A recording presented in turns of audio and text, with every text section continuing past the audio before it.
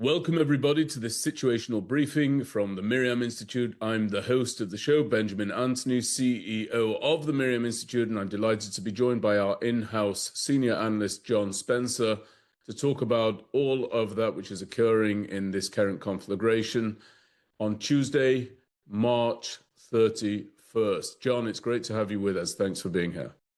Thanks, Benjamin. It's great to see you again. Great to be back. So, John, let's go straight into it. I'd like to actually begin with Hezbollah and Israel's operations there on the front, because we unfortunately got the very sad news that 4 soldiers from the Sayeret Nachal Brigade, the Sayeret Nachal unit, have fallen in an encounter with Hezbollah terrorists. Those 4 are Noam Madmoni, 22 years of age, Maxim Antis, 21 years of age, Ben Cohen, 21 years of age, and Gilad Harel, 21 years of age. We, of course, send our love and our prayers to them and to their families and those by whom they're survived.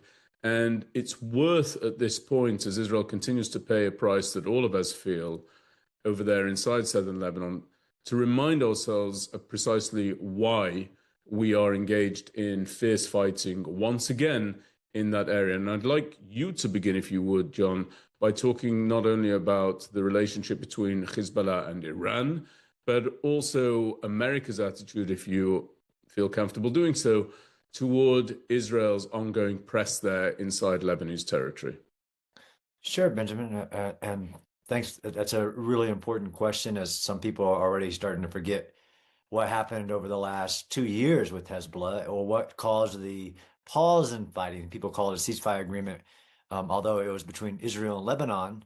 And Lebanon had a generational chance to create peace for Lebanon, right? To tear the tentacles of Hezbollah and the Islamic regime in Iran out of their government and their nation, especially in southern Lebanon. But of course, their headquarters is right there in Beirut. And from the end of that pause in fighting, people call it a peace agreement between Lebanon and Israel. I mean, it was fragile. Everybody knew that, and Israel secured those 5 strategic heights to further create the security and reduce the attacks on northern Israel, which lasted, as you know better than I.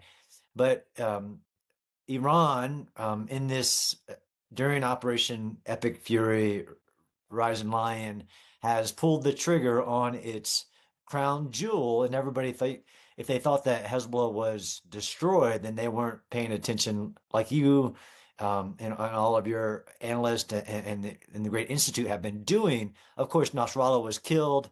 The entire senior leadership was killed. A great majority of the rockets, somewhere up around 70 to 80% were destroyed.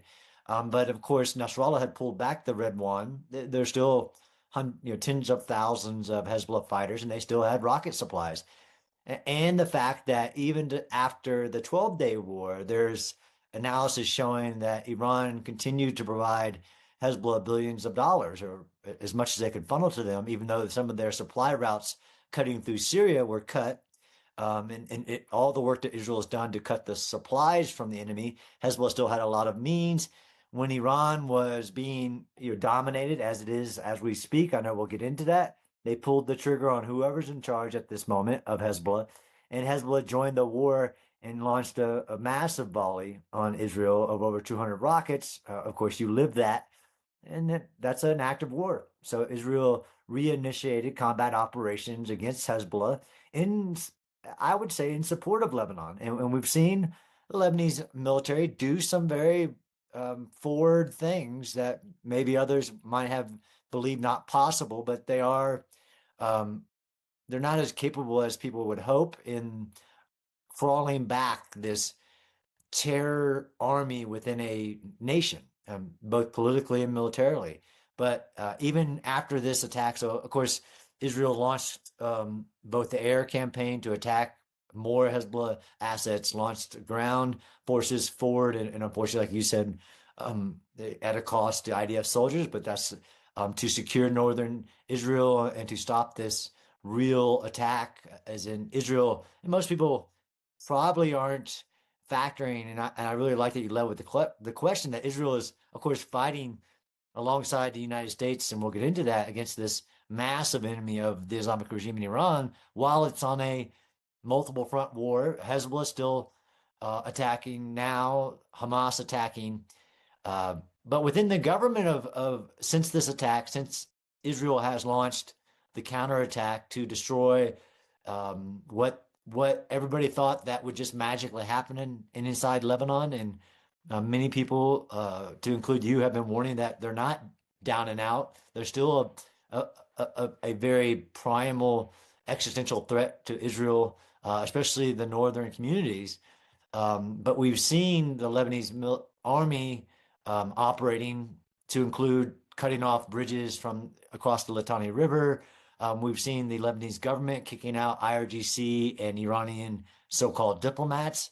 Those are all positive signs, but I believe the operation will have to continue to further, which we'll get into.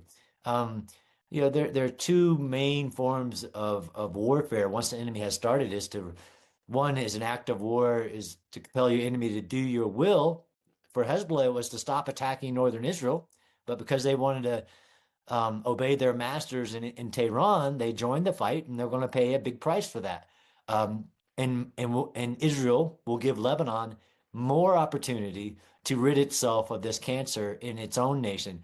I believe, and this is strongly John Spencer's opinion, the U.S. government is strongly in favor of that happening and supportive of Israel defending itself, but also helping Lebanon in ridding itself of this cancer that holds it back. Yeah, thank you for all of that perspective, John. And I'll just add some from my own bank.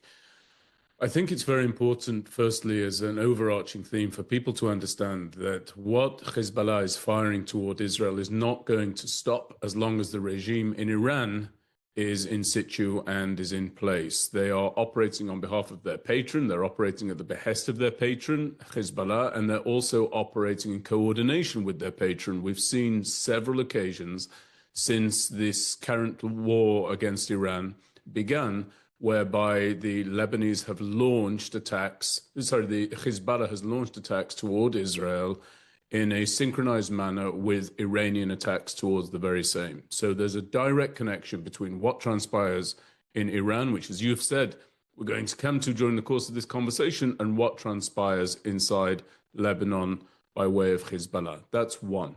Another thing that I want people to be aware of is that I, as a citizen of Israel, as someone who lives in Israel, as someone who's served in Israel, as someone who's really gone through this war like everybody else, every other citizen of Israel, I view this as one long campaign from October the 7th. I think there are various voices that see these as several different fragmented conflagrations.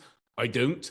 I think that we are in the midst of one long war, a couple of lulls here and there, some of those lulls, incidentally, very ill-advised, such as the pause, I would argue, in fighting prior to going into Rafah at the behest of the Biden administration. Some people may remember that happened in 2024, but it is one long war. One of the features of this long war is that we've been able to learn lessons as we go through it, rather than having to wait until the conclusion of the war, as is typically the case as a result of Israel's wars typically being shorter in duration. One of the lessons is that it's not a tenable response to rocket and missile fire by Hezbollah to evacuate Israel's northern neighborhoods, towns, and cities. We did that at the beginning of this war, shortly after October the 7th, and that was done in no small part because we simply did not know what was going to transpire from southern Lebanon. There was an opinion, a very strong and prevalent opinion, that Hezbollah would join the fray by way of a massive attack on Israel's north. And so civilians and citizens from both Israel's south, from within range from the Gaza Strip, and Israel's north, for the purposes of this conversation, were moved toward Israel's center. Now, that resulted in the complete dissolution, I would argue, of the northern economy of the state of Israel. It resulted in many citizens being unwilling to return to northern Israel because they didn't feel that their security was assured. And it essentially did the opposite of what Israel should have struck by way of the oddly termed ceasefire agreement between Lebanon and Israel, which you rightly point out was between Lebanon and Israel, not Israel and Hezbollah. Namely, there was a constant push and a repeated and reiterated push by the Israeli government that expressed that the end to the campaign against Hezbollah in the aftermath of October 7th, when Hezbollah originally joined, when Nasrallah was still in situ before he was dispatched, that a requirement for any cessation of hostilities on Israel's part would be that there is a clear buffer zone established in southern Lebanon into which Hezbollah terrorists were not permitted to enter. What actually happened, I would argue, by the removal of Israel's civilians was that a buffer zone was created, but it was created within Israeli territory, namely that northern Israel was vacated and became a no-go zone for the period of time during which our residents were not permitted to stay home.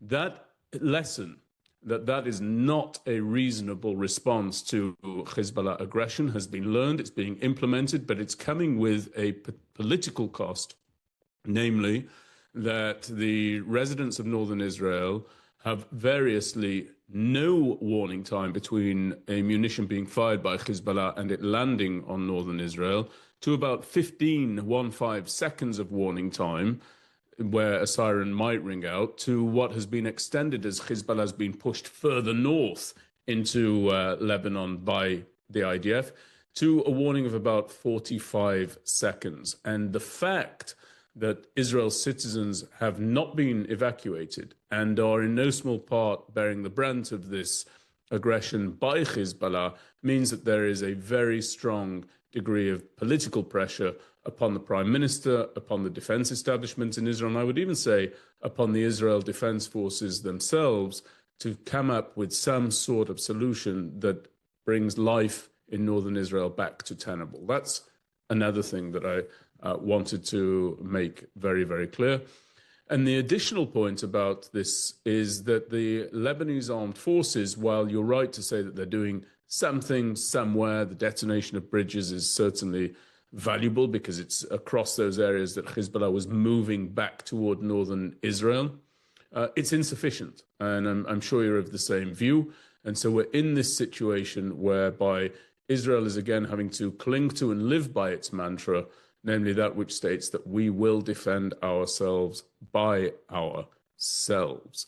That is why the IDF is moving. And one thing that I'd like to get your view on, John, is there is actually a mine-clearing operation that is taking place inside Syria at the hands and the leadership of Julani that is said to be being done because the Americans are pressing the Syrians to essentially flank Hezbollah from Syria and, without it being stated, essentially to join forces with Israel. Are you hearing anything about that story at all?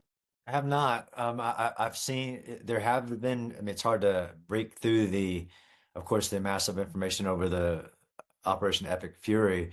But I've seen a couple of stories reporting about that and the complexity and tension that causes, as you know. I mean, of course, of the protection of the Syrian Druze and that buffer zone between the securing of Mount Hamon and other aspects of that. But I will say, if we want to talk about what Syria has done, again, I trust the terrorists about as far as I can throw them, but in eliminating the streams of both revenue, so the Captagon drug sales that were very important to Hezbollah, and the weapons highways, whether it's a series of underground bunkers, if it's direct flights over Syria, that this regime seems to have been in agreement that Hezbollah should be isolated, and it would be substantially helpful if they did. And I'm sure, like you said, if it's happening, that the United States would that would be favorable in the United States and, of course, Israel's views.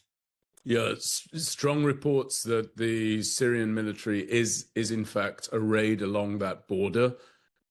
I don't know whether or not they'll deploy forward. I understand that there is heavy pressure coming from the United States for them to do so, and it shows you how war can create very strange bedfellows indeed, without going into the history of Julani and the history of Israel's conflict with Syria and vice versa. Here we are. I want to talk a little bit now, if I may, about Iran, because I think that's what our listeners are most interested in. That's where the eyes of the world are. Incidentally, what's going on in Lebanon is in no small part an act of misdirection, or the beneficiary of what's called misdirection, namely the eyes of the commentariat are firmly affixed upon Iran and what's going on there and in the surrounds. And as that is the case, we are able within Israel to operate with great intensity inside southern Lebanon. If you think about it, were the war in Iran not happening, and I'm not saying this is part of the planning, it's merely an outcome of where people's interests are and where the international community affixes its gaze. If Iran was not taking place, I can assure you there would be riots in the streets about Israel again defending itself in the face of terror aggression from Hezbollah inside southern Lebanon. But here we are, and it behooves us, I think, as we start this analysis, to go back to first principles. I'm going to do it as an Israeli, if I may, John. I'd love for you to do the very same as an American, because those quickly become very blurry in the memories of those who are commentating on this. So Israel has three very clear principles that it's put forward. The first, and I'm not going to rank these in order of priority, but the first that I would mention is, of course, bringing about an end to Iran's nuclear weapons pursuit. The second is an end to Iran's ballistic missile capabilities, both the manufacture and the deployment and firing of those missile capabilities toward Israel, because in the assessment of our defense establishment, were it to be left unabated, it would become tantamount to a nuclear threat, namely an existential threat against the state of Israel across a long enough timeline. And the third, of course, is to bring about an end to the terror proxies that are arrayed alongside Israel's borders and elsewhere. So I'm referring there to Hamas and Palestinian Islamic Jihad inside the Gaza Strip, to Hezbollah that we've talked about briefly already, and of course to others that are arrayed, frankly, throughout the globe. So those are the principles, the first principles. I believe that Israel is firmly in the process of enacting those. We've spoken about how we're taking the fight to Hezbollah. We're obviously taking the fight to Hamas. And we are obviously in the midst of destroying the ballistic missile threat in its current formation. The nuclear issue will come to in due course. Can you talk to us, please, about the first principles here that are at play for the United States of America? Sure. And I think it's interesting that I 100% agree with you that this is all one map operation against the Islamic regime in Iran's decades long, if not 47-year long grand strategy. But as Clausewitz said, each war has its own grammar, but not its own logic. And that's the first principles, we would say, strategic objectives, the political goals. And the only one, all three of the ones you mentioned were right alongside of what the U.S. President, Secretary of War, Joint Chief of Staff have said, with the only addition being the Navy, right? Because of that was very prescriptive. If you listen to President Trump's first speech, not off the cuff interview questions that he speaks at his own rhythm and style, of course. He said he put the missile program in all of its parts, and we've seen that that's been validated, right, with the launch of a longer range missile than everybody might have believed. The Islamic regime, surprise, surprise, they lie about the development of their missile program. But the missile program being number one, and then they, in the speech, number two was the Navy, because of the whole economic coercion, which we could talk about, and I've done a lot of writing recently about that, of the Strait of Hormuz. That this isn't the first time, and it won't be the last time if a lot of things don't change. And then the fact that they'll never denies is the term they use, never have a nuclear weapon, which is important, of course, to the world. Why they would want that, not just to destroy Israel and in the United States, as they say, but to continue to fulfill their grand strategy. And then the proxy force was mentioned, and Israel's done, the Lord's work, to be honest, in destroying that proxy network. You can almost take it all four of those, three for Israel, all four for the United States, and just say to deny Iran's ability to project power outside of Iran. because it's developed all these capabilities to project power, not in self-defense, right? Every nation, I agree, in actually the rules of nation states. And if you do analysis, there are three levels of analysis in international relations, right? Nation on nation, kind of within the order of nation states, international norms, international laws. Then you have kind of nation and its own population, or kind of the social dynamics of that. Then you have leaders, right? So you have, because leaders, I don't care what anybody says, while you have regimes that are made up of tens of thousands of people, leadership really matters. And I know you and I agree, and even in Israel's, had not the current leadership guided a strategic boat through, through a tornado, it may have had different results on the backside. Leadership absolutely matters. But that projecting power aspect, I think, is kind of you could summarize all four of those centers of gravity, that I'm sure we'll go into, what we call centers of gravity, the sources of power for the regime that it's built, rather than investing on being a nation and providing services to your citizens, which is usually number one is secure your nation, and number two is to provide for your population. Iran has not done neither of those. It's only built these massive $1 billion of projecting power to do bad things, to destroy, to eliminate Israel according to them, and to threaten and build this warped idea of an Islamic caliphate all across the Middle East. Yeah, and John, talking about that, I had a quick conversation with our mutual friend H.R. McMaster, who was, of course, the national security advisor during the first Trump administration, about what may or may not transpire with regard to Kharg Island. But one of the things that people are absolutely obsessing over is the notion of the deployment of US troops to the theater. Not something that anybody takes lightly.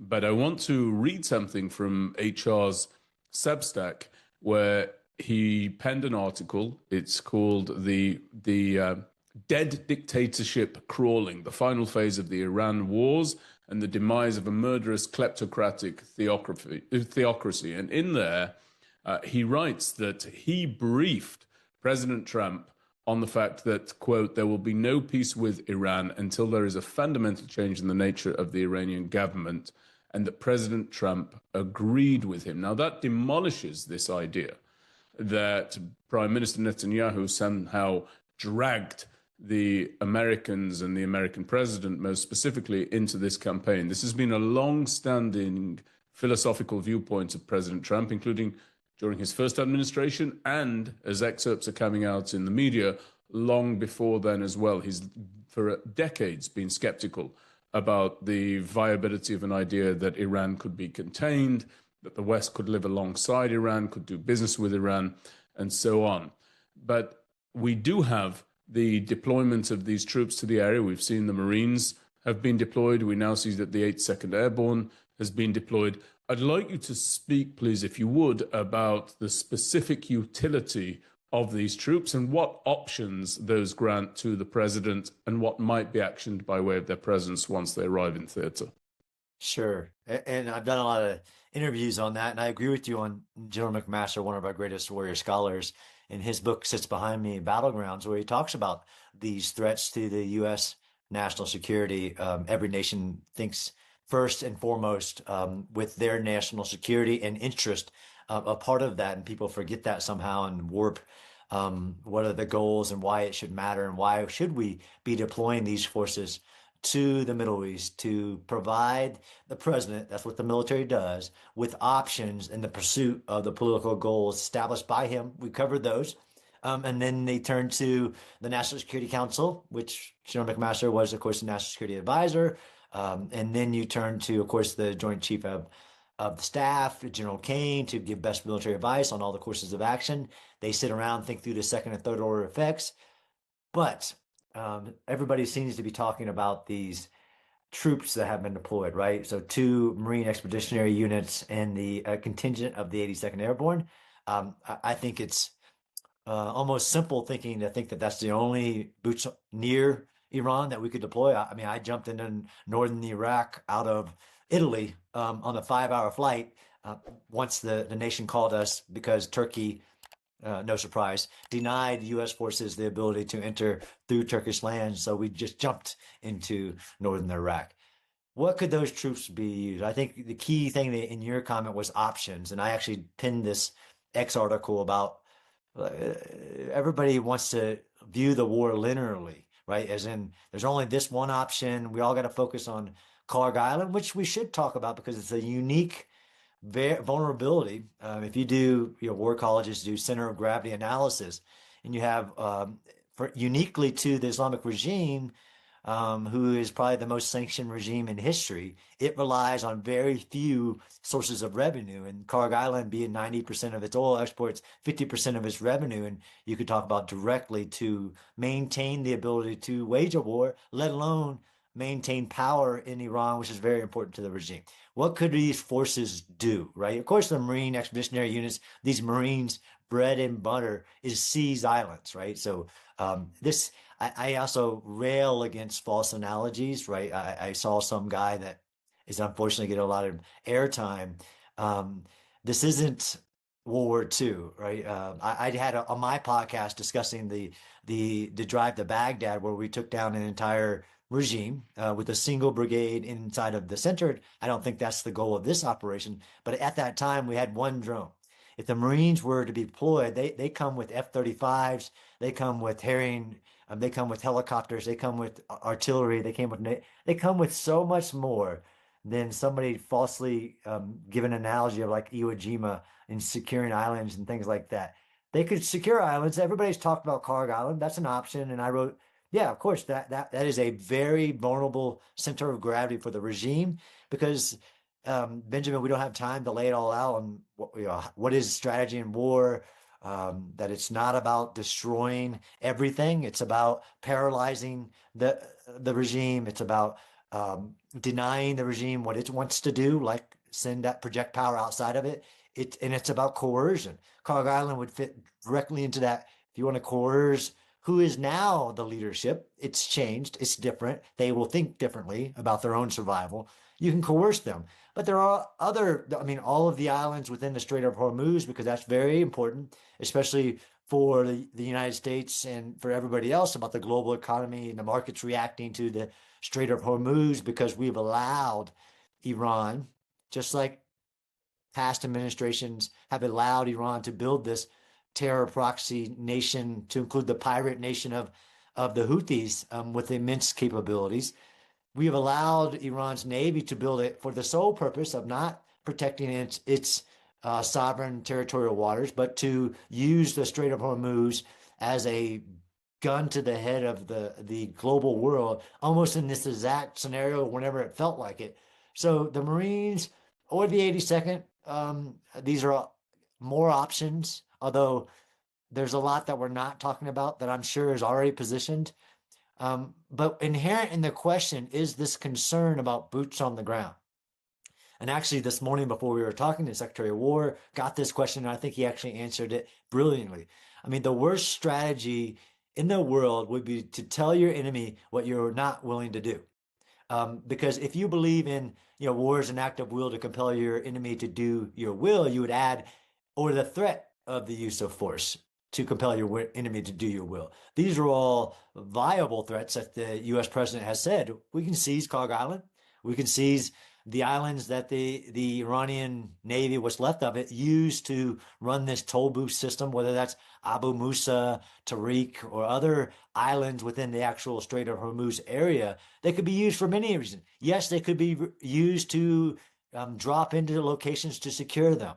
But my problem with this whole idea of, well, tell me how we're going to win without putting boots on the ground. I'm like, well, that's just a failed statement, a failed strategy.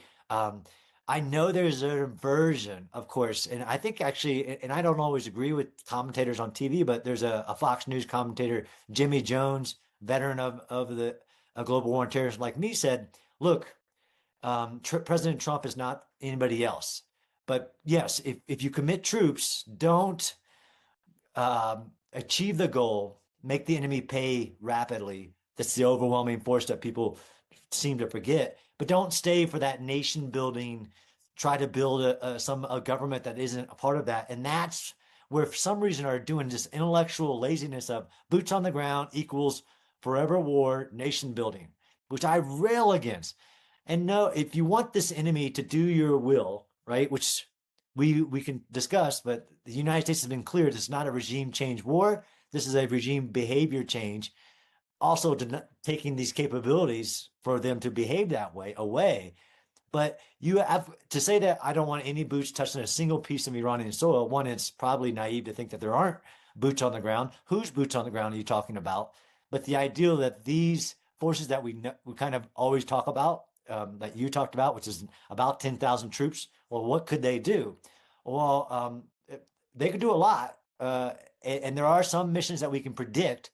But I also want to comment, because I come at this like you and other professionals do, with a lot of humbleness on all that we don't know, all that we can't know and we shouldn't know about what are the options. I mean, there's a list of options that we're not discussing that the United States, and that we're not even talking that what Israel is doing to achieve the goal, and like, you know, attacking the Islamic regime's centers of gravity to survive, period, and threatening that. So that it really has to think through. And I'm not too much of a fan of the OODA loop, but, you know, get inside of the enemy's thinking process, to so much so that he doesn't think he can survive with continuing what he's doing. He being the Islamic regime. We've talked about this with Hamas, right? Giving them a sanctuary, telling them where you won't go, like Rafah for 6 months. It's just bad strategy, right? It's just, in this case, the idea of that no boots on the ground, like that's ridiculous. You could do a lot. You could secure shorelines. You could do a lot with these troops, but I don't want to make people believe that that's the only thing. Yes, having them closer like they are now, pre-positioned, gives the president more options, and it makes the threat, if it wasn't already, a lot more credible.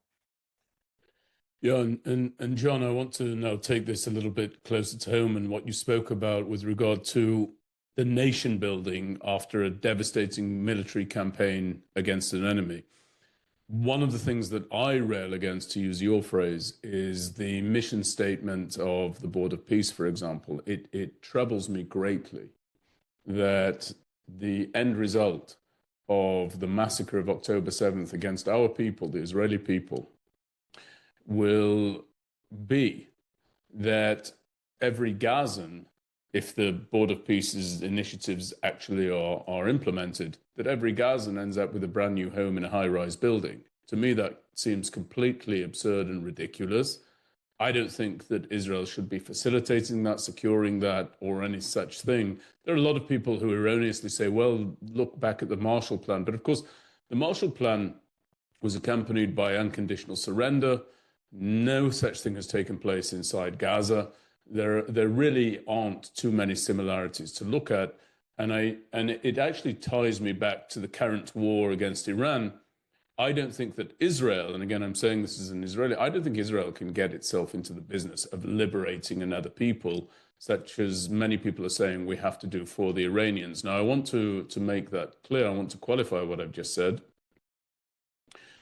I feel very strongly that Israel is right to press its goals in this war. I support every single one of those goals and then some. Frankly, I think that they should have been pursued years prior to the current moment. I think it would have been legitimate and proper for us to do so. And we're probably in this situation as a result of a hesitancy when it came to tackling threats as and when they emerged, when they were relatively small and weak, rather than managing the threats. But that's a conversation for a different day, although I have spoken about that over the years with all of the intensity that I've been able to master. That's long been my view.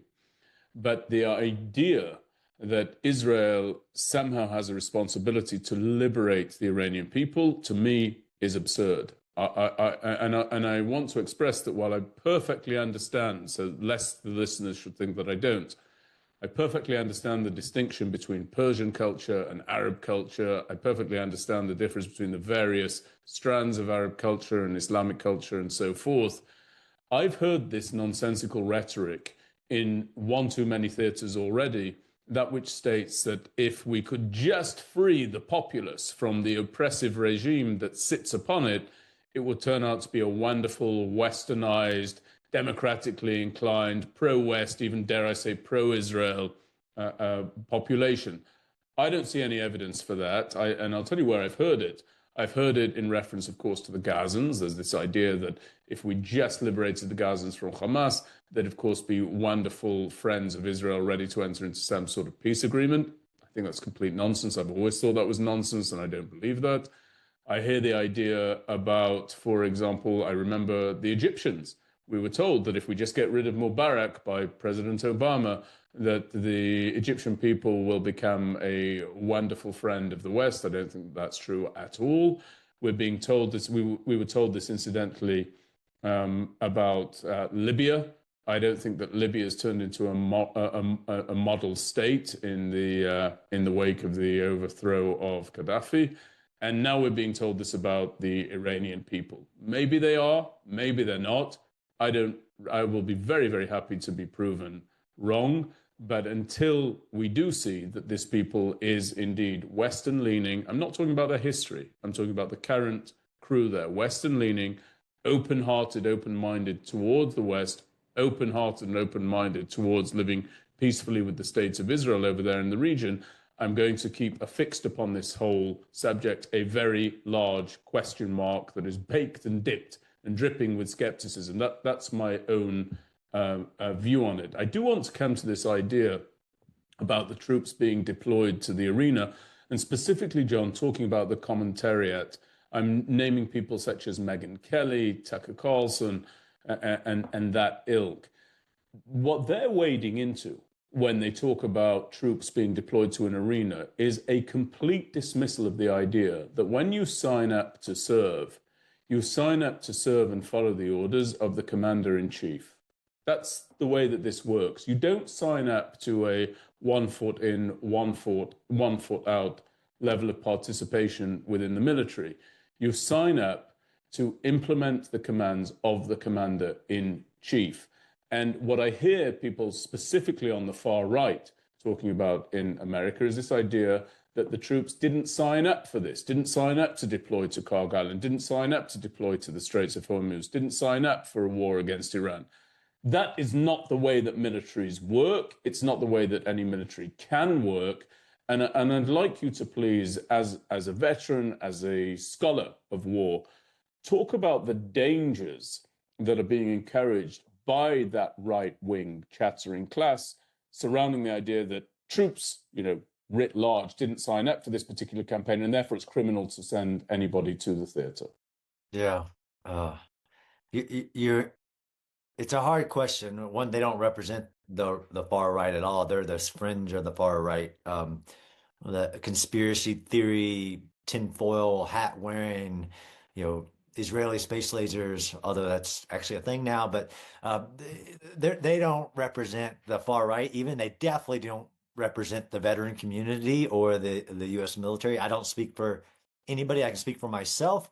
And there's actually a post from a good friend of mine, Jocko Willink. I know you'd appreciate him, a great veteran of character, who said it's, soldiers join the military to be great warriors in the pursuit of national interest. We want to be engaged and actually would want to engage this evil enemy with overwhelming force that only the U.S. military and Israel could bring. That's the dichotomy. So anybody saying that that's not true, of course, we live in democracies where the use of force should be heavily debated by our leadership. But once you sign up and join the military, you sign an oath to the United States Constitution, of course.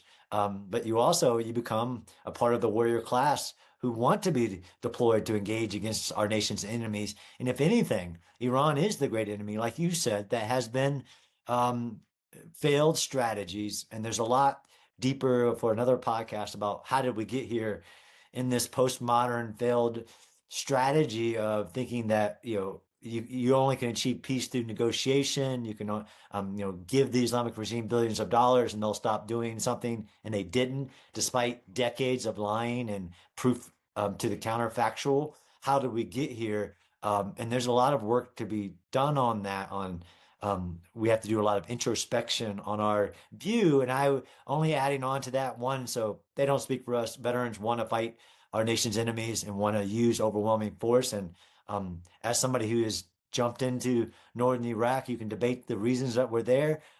Every single one of those members were, if not definitely emboldened, motivated, cohesive to engage and destroy the enemy, right? To close with and destroy the enemy.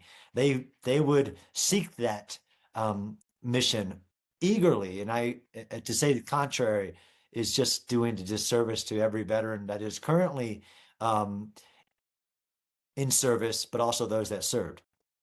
Yeah, and John, I'm so pleased that you said that as an American, as a veteran, as someone who's served and jumped into these arenas, because it's your place as an American to do so in the name of people who are currently in theater or being deployed to theater.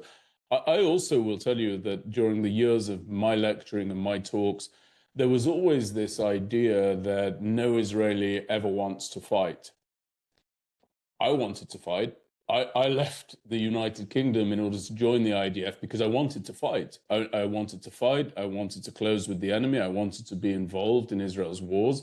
I viewed those who went before me as heroes. I wanted to take my own very small place on that very long line of people who are willing to give all that they have and all that they are in the defense of the one and only Jewish state and in the defense of the Jewish people throughout the world, because I know and I knew that a Jewish diaspora is impoverished, enfeebled, and vulnerable in the absence of a strong Jewish state. There's an inextricable link between the fates of the two, the Jewish state of Israel and the Jewish people, wherever they may be. Now, of course, when I say that I wanted to fight in a just fight for a just cause and for a just and righteous pursuit. And incidentally, all of the fights and all of the wars and all of the operations in which I was engaged, all of those fell very firmly into that category. And I just want people to know that the warrior class that you've referred to, it exists. It's comprised of young men and young women who want to get into a righteous fight for a righteous cause and a righteous outcome. And all of these people who are saying, no, we don't, and we never would, and we never have, and we're not willing to, they simply don't understand the nature of those who are willing to give it all in the pursuit of what I've already mentioned. You've outlined it as an American. I've outlined it as an Israeli. Of course, we mourn the loss of anybody who falls in these wars and in these fights. But at the same time, we're not blurry-eyed and unclear about why we are fighting. Rather, we understand it very, very well. And I really do appreciate you outlining that. There's one other topic, John, that I'd like to speak to, and that is there has been a Pakistani-Chinese initiative that has been put forward, and it calls for the following points with regard to the war in Iran. It calls for, number one, an immediate ceasefire. Number two, for negotiations to begin while assuring the integrity of the current regime there in Iran. It also calls for no strikes on Iranian infrastructure, which is the potential escalation that we're hearing a lot of chatter about from President Trump and others. It calls for the reopening immediately of the Straits of Hormuz and for a peace agreement that is supported by the United Nations. And Iran has said in response to this Pakistani-Chinese initiative that they will only enter into such an agreement with Russian or Chinese guarantees. Interestingly, John, the initiative that's sponsored, as I mentioned, by the Pakistanis, one of Iran's neighbors that Iran has not struck out against, it calls this initiative it calls for this initiative to be implemented without any mention of the ballistic missile threat or the nuclear threat. I'd like to know what you think about that. I saw that post right before we started talking, and I almost wouldn't believe you, Benjamin, had I not seen it in writing. They put that on paper. It's not a serious position. It's not a realistic. It's not for the greater good. It's not for.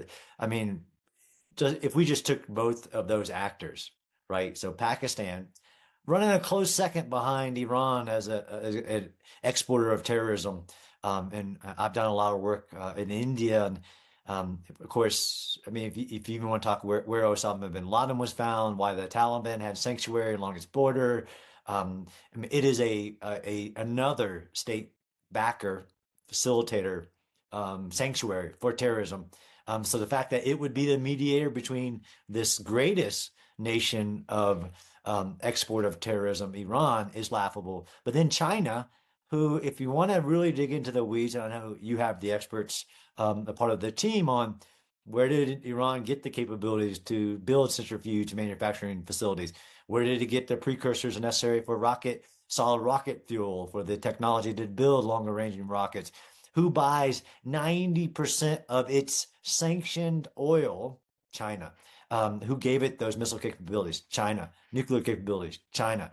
I mean, the fact that they would too be, and even in part of the conversation to me is, um, I'll try not to dust off my sergeant first class language, but it's not serious. It should not be taken seriously. And I would highly doubt the U.S. administration, I don't speak for Israel, would view it as serious. Well, the 15-point plan that I saw, whether it's legitimate or not, was a very serious terms. They will not be allowed any type of a nuclear program. They will hand over their 1,000 pounds of 60% enriched uranium. They will never threaten the Strait of Hormuz again. They won't have a missile program. Those are the terms and which are the starting point, not that ridiculous piece of paper that Pakistan and China put forward and then called on the United Nations, right? Called on the United Nations as the last bullet to be the broker. Because we've seen a lot of success in that post World War II. It's just not legitimate. It's not something that we should even give airspace. I'll probably comment about it. But lastly, one thing you said earlier, Benjamin, about Iran as the people becoming free from oppression, which I think is a just interest, not one of the goals of Operation Epic Fury. But what we do want, we want a regime behavior change, and we want the nation of Iran to be plugged back into the global international order, and all facets of that. And imagine if those millions of people and the great, the Persian culture, what they've contributed to the sciences, to the arts, to everything, would benefit the entire world, the region, the Gulf states, you name it. But we want that nation because it's not Gaza, right? Gaza's not a nation ever going. John Spencer's personal opinion. It's not a nation, so that's why Hezbollah in southern Lebanon. No, the nation is Lebanon.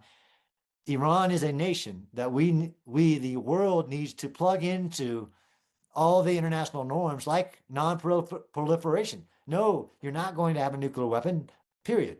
But we want them to plug back in, and I think the entire world gets better. Of course, Israel is safer, the United States is safer, absolutely. Our forces in the region are safer. But they got to change their behavior and plug back into the global order. Yeah, and I agree with that, John. I just what I'm saying is I'm skeptical until proven otherwise, and it's as a result of bitter experience, both with non-nations such as Gaza, Hezbollah, but also nations such as Egypt and Libya that I mentioned. So I don't disagree with the aim. I don't think Israel can be in the business of doing that. We're not set up for that, but I'm very, very skeptical. You'll forgive me. I want to also add, with regards to the Russian guarantees here, that Iran is saying that it wants. Everybody should understand that the Russians are using Iranian tech to fight this war against Ukraine. They are then battle testing that tech.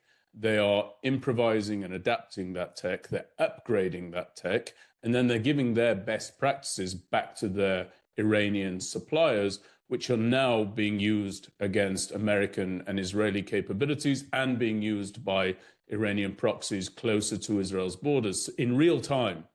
So in addition to what you mentioned about the Chinese, obviously people recognize that the Russians are bad actors. I don't know if people recognize just how bad an actor Russia is and how engaged they are in this particular fight at this time, directly, indirectly, and so on. It's, as I say, it's a subject in and of itself, one that we haven't really got the full range to discuss on this occasion. John, I'll ask you one last question, and then I'm going to let you go.